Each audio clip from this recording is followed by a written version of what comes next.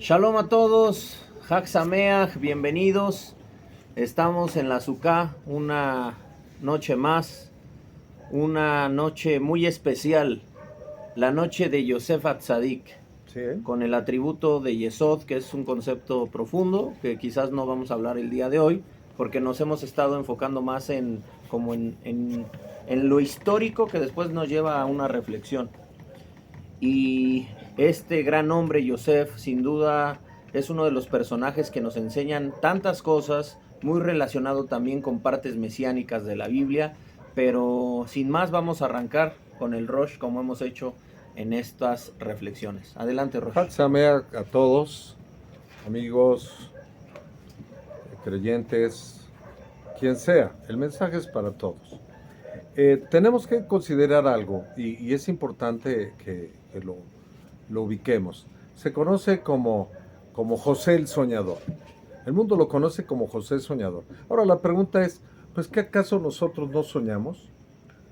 Ciertamente sí, pero aquí hay una gran diferencia.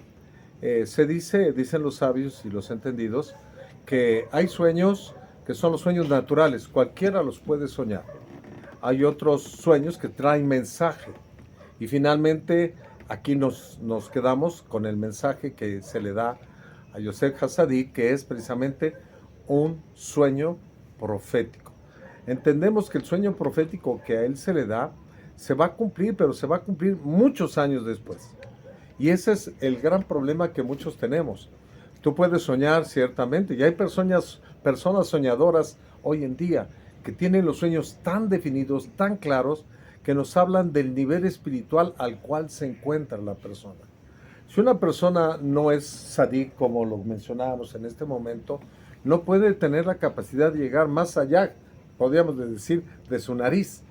O sea, se supone que aquellos que son justos, aquellos que son santos, aquellos que alcanzan ese nivel de sadik, alcanzan niveles espirituales altos. Y es precisamente ese nivel espiritual que tenía Yosef Hatzadik, que se le da un sueño íntegro, tal cual, sin basura, sin nada de nada.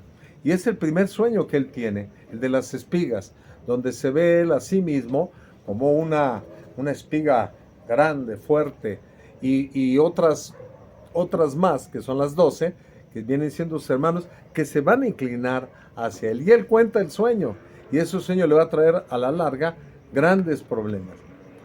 Después hay otro sueño, que es el de el sol, la luna y las estrellas. Y aquí la pregunta sería, bueno, el sol es su papá, la luna es su mamá, y las estrellas son sus hermanos. Pero debemos de recordar que su mamá ya había muerto. Entonces ahí vemos que precisamente por sentirse él más, porque de alguna manera él era como una especie del hijo favorito, él no iba a pastorear a las ovejas, sino eran sus hermanos los que iban. Además le regalan una túnica de colores, traía un outfit maravilloso. Y todo eso ocasiona celos, llegar hasta el odio de sus propios hermanos. Y curiosamente uno se pregunta, ¿sus hermanos eran sadiquín? Sí eran. Pero la cuestión es esta, queridos hermanos. ¿Por qué una persona que es tan justa puede odiar a una persona? Bueno, pues precisamente por la manera de ser de Yosef, provoca que el segundo sueño, que es el que acabo de mencionar, tenga cosas que no son reales, que no son verdaderas. Y precisamente esos sueños se van a llevar a cabo hasta llegar, después de llegar de ser echado a la fosa, después de haber sido vendido, después de haber llegado a ser esclavo y entrar al servicio de servidumbre y caer en prisión y llegar a contar sueños a Faraón. Pero antes de esos sueños a Faraón, tiene dos sueños que revela al copero y al panadero. Entonces vemos que es un hombre que había alcanzado niveles espirituales muy elevados en donde precisamente se le señala a él. Y lo curioso de este sadik es que cada sueño él lo interpreta de una manera. Hay que ver los puntos finos del sueño, porque cualquiera podemos soñar, pero incluso puede decir, bueno, soñé esto, pero no entiendo el sueño. Y ese es precisamente lo que ocurre con el panadero y lo que ocurre con el copero. Dos descripciones. A uno, ¿por qué caen en prisión estos dos? Bueno, uno de ellos era jefe de los panaderos. Ciertamente él no hizo el pan. Entonces, ¿por qué lo castigan? Porque él es el responsable de la gente que escoge. Y eso es importante, un mensaje para nosotros. Si va a haber colaboradores, tú que eres pastor, tú que eres un moré, tienes que escoger las personas que te van a acompañar, porque finalmente van a afectar tu propio destino. Y eso fue lo que ocurrió con el panadero. Y en el caso del copero, también había escogido gente, y una gente muy capacitada, porque el error no fue de la gente, sino del copero que no se dio cuenta que una mosca le había caído a la copa al entregarla. Entonces vemos dos cosas. La piedra no es problema del panadero, sino es problema de sus sirvientes. Pero él era el responsable. Entonces él describe muy bien ese sueño. ¿Por qué? Porque se da cuenta que en el sueño del panadero las aves no se espantan en la cesta de panes.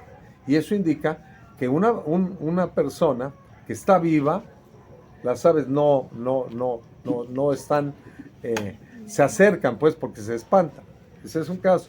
Y en el caso del otro, el sueño indica que él va a servirle todavía más adelante la copa al panadero. Y por último, y termino diciendo esto, porque es importante, los sueños que tiene el faraón son dos sueños, y los dos sueños hablan exactamente de lo mismo.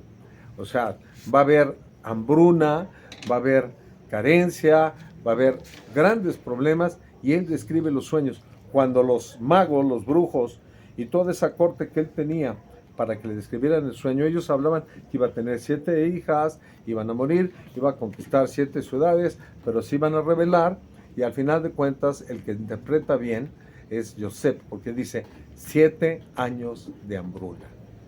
Y por eso lo sacan de toda esa condición adversa, desde la fosa, desde la venta, desde la servidumbre, desde la prisión, a palacio, como el segundo del rey, el segundo de Faraón. Eso es lo que provoca un sueño profético. Ahora, la pregunta, ¿y nosotros qué tenemos que ver con eso? Porque ciertamente nosotros soñamos, y muchos de esos sueños vienen proféticamente hablando a tu vida para que tú actúes en base a ellos. Entonces, ¿es importante soñar? Sí, es importante soñar. Tenemos que describir si es un sueño natural, o es un sueño con mensaje, o finalmente el sueño profético. Tenemos que saber distinguir también qué tipo de sueño es el que soñamos nosotros. Quiera el Eterno que hoy soñemos con algo poderoso para nuestro próximo destino. Sería bueno, hace unos 5 años dimos un curso muy largo acerca de los sueños, quizás sería bueno traerlo a YouTube. Hay mucho que hablar, realmente yo no voy a entrar en el tema de los sueños porque aunque se ha hecho un resumen, sí son muchos detalles los que habría que mencionar y ahorita no nos da tiempo. Quizás voy a cambiar un poco el contexto esta vez, pero a mí me gustaría compartir algo que es muy interesante porque venimos retomando a los patriarcas, olvidando un poquito el orden en el cual los hemos presentado, porque antes hablamos de Moshe y de Aarón, dejando un poquito a Moshe y Aarón. Curioso que viene Yosef hasta este punto, porque hubiéramos pensado Abraham, Isaac, Jacob, Yosef, y no fue así. Tiene su porqué. Entonces, retomando un poquito la cronología a Abraham, Isaac y Yosef, siempre que hablamos de Yosef está conectado con Jacob. Por eso dice, esta es la historia de Jacob y Yosef. Es una continuidad. Jacob sueña, es de los primeros sueños proféticos en la Biblia. Así es. Yosef sueña. Jacob sufre, Yosef sufre. Son cosas muy parecidas, simplemente Yosef es una actualización del concepto de Jacob en un nivel más elevado y con otros matices. Entonces, sabiendo un poco esto que es claro en la Biblia, quisiera traer una historia que aparece en un comentario clásico llamado el Mem Loes, en donde tienen que ver estos dos personajes, Jacob y Yosef, cuando los hermanos llegan como espías a Egipto. y Yosef toma a Shimón, Ujú. porque Shimón era un hombre que tenía poder en las palabras y convencía a los demás de hacer cosas malas o tomar malas decisiones. Entonces Yosef lo aparta para que no influya en la palabra Shimón. Estos se van pues obligados, ¿verdad? A regresar con su padre y con ciertos compromisos. Aquí quiero hacer una acotación. Ujú. No lo mencioné, pero ¿por qué manda a que venga el hermano que no llegó? Porque el sueño son 11 y no estaba completo. Entonces tenía que completar. Benjamín.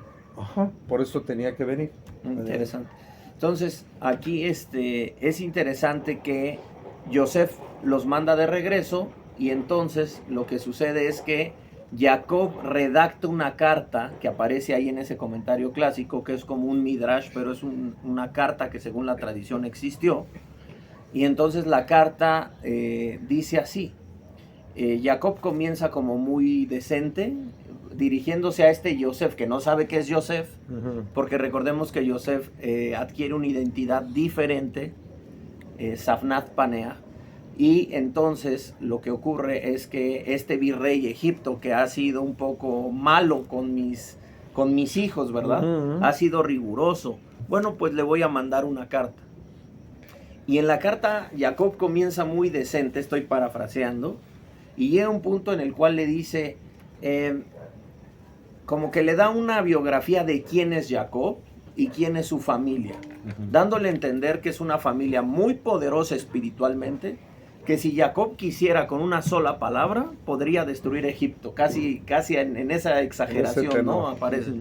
Pero lo que nos da a entender esa carta es el poder espiritual que tenía la familia de Jacob, pero estaban, digamos, era como un choque de poderes, uno un poder físico, el otro un poder espiritual, pero Jacob con mucha decencia le escribe, pero le hace ver que no son cualquiera, sino que son una familia poderosa.